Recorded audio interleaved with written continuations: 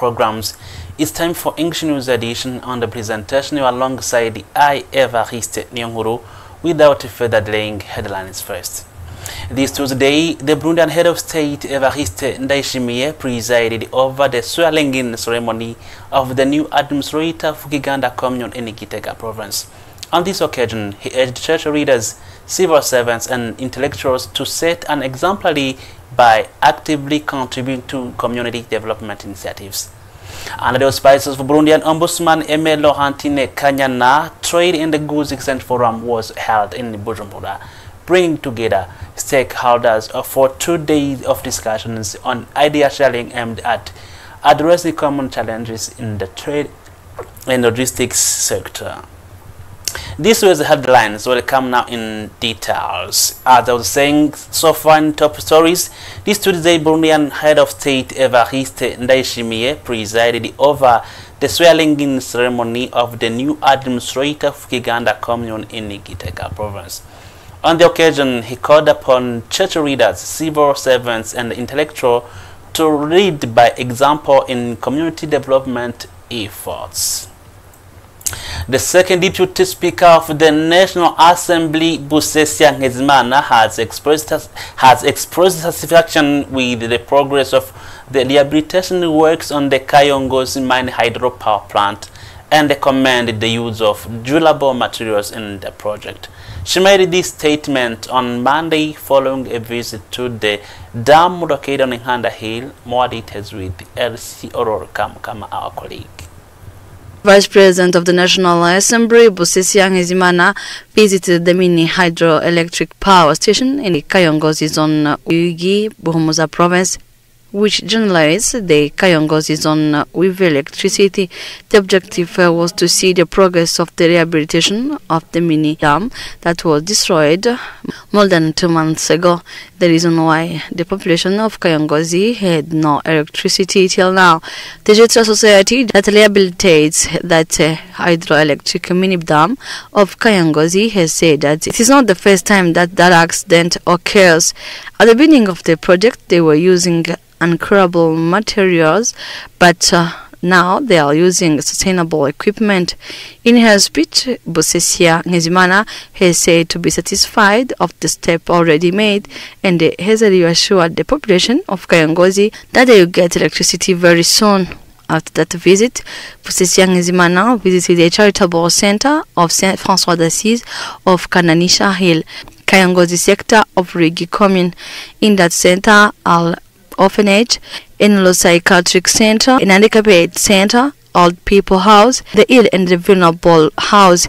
That center's representative has exposed their problems in terms of lack of milk powder for babies and the shortage of electricity, and so on and so forth. Note that the second Vice President of the National Assembly, Busesia Ngezimana, had carried food assistance to that center.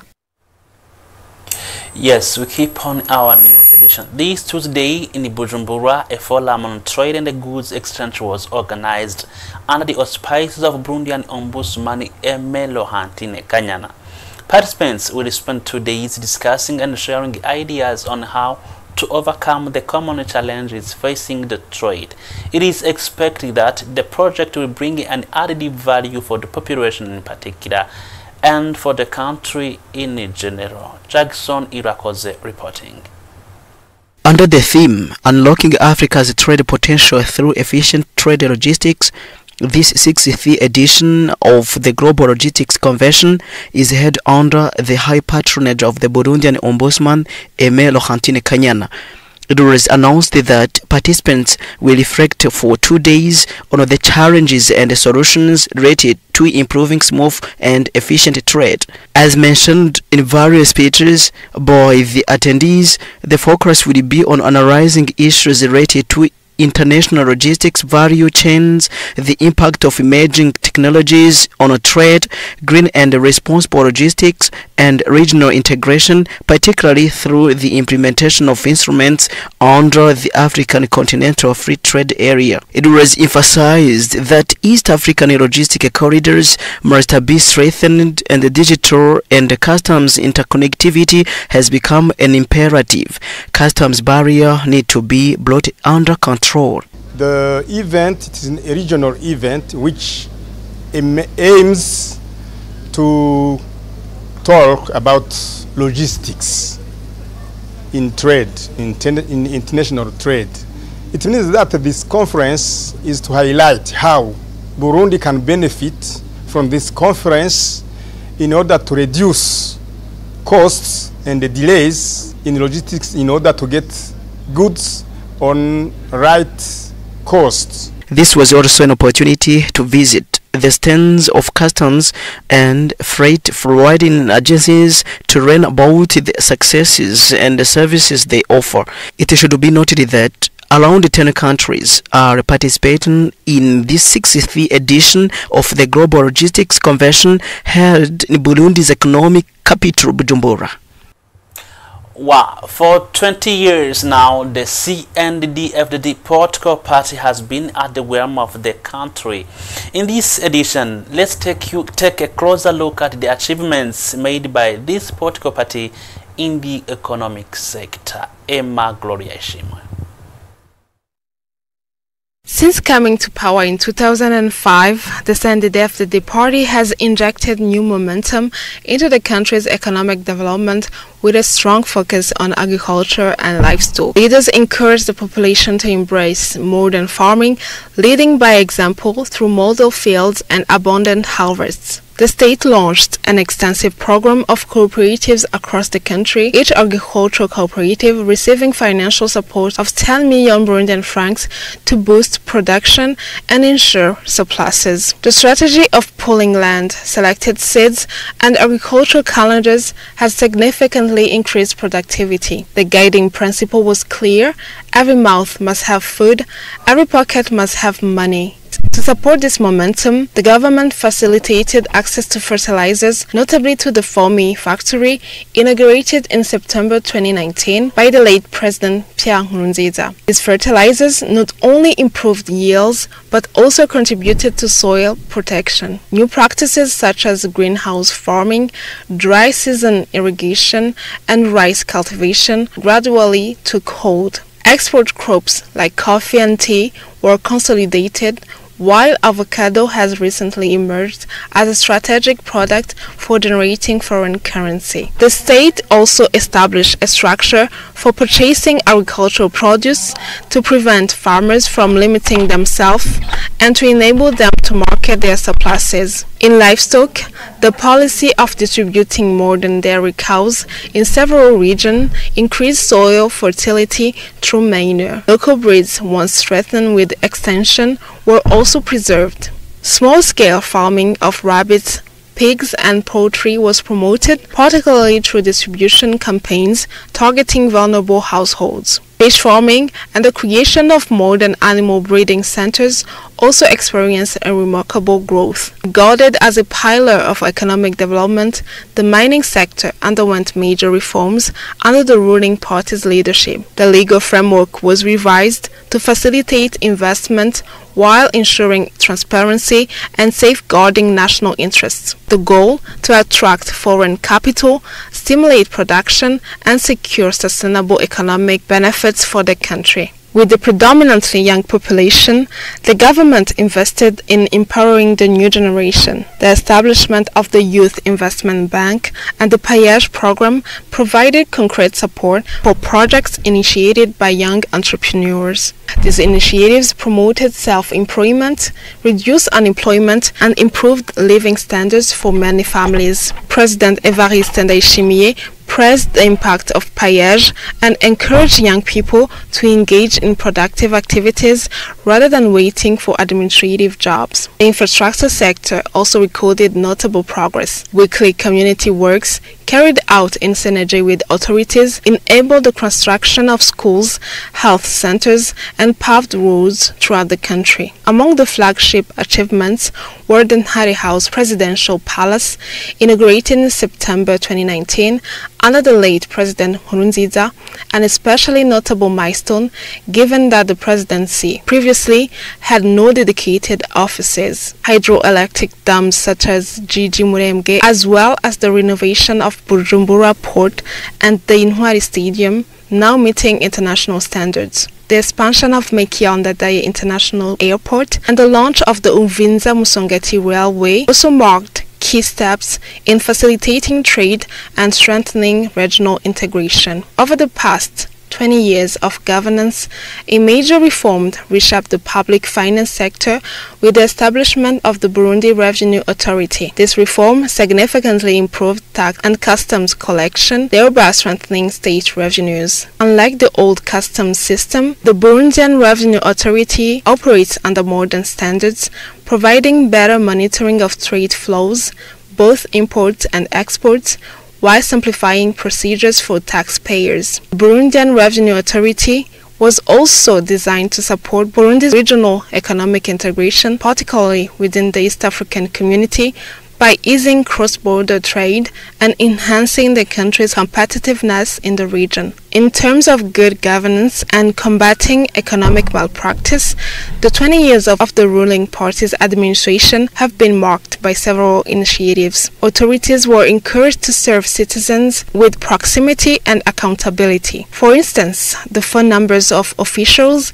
including the head of state, were made available to the public to facilitate reporting of abuses and concerns. Under this leadership, efforts to combat illicit trade and fraud were intensified.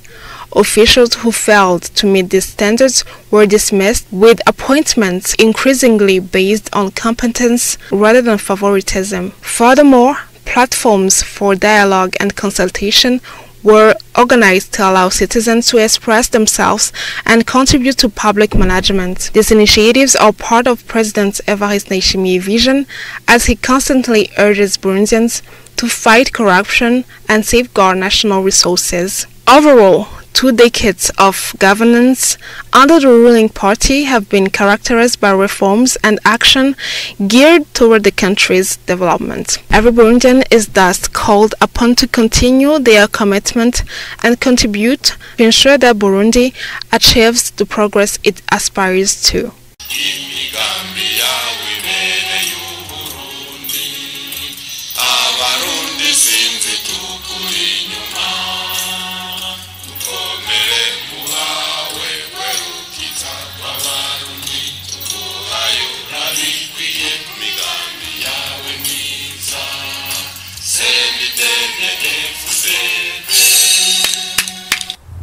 Yes, always in the framework of the anniversary of CNDD political party. Now, residents of the communes of Matongo, Kayanza, and Ngozi in Ibuta, Nyerere province affirm that since the CNDD party came to power in 2005, they have been living in peace and stability. Some of them, interviewed by our colleagues, stated that the prevailing peace and the security in Burundi allowed them to engage in development activities.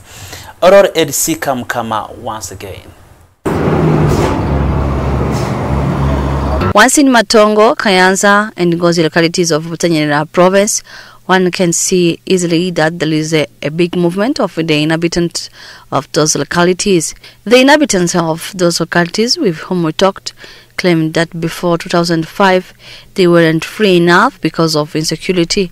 They said that from 5 p.m. they had to flee in forests or hide in valleys, but from the Sunday day after the party's access to power, they have been freed from that fear.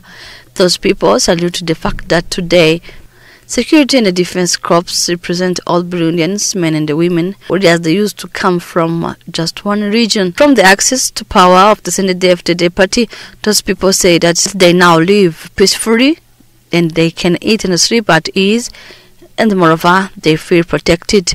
According to them, peace and security allow them to work on development. To safeguard peace and security, those inhabitants say that they work closely with local authorities.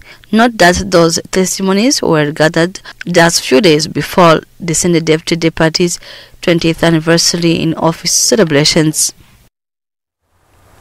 We now turn our focus to the ongoing inventory of the Bujumbura Museum. Jack Biginimana, Director General of the Tourism, said that the objective of this initiative is to rehabilitate the museum in order to enhance its appeal and attract a large number of tourists.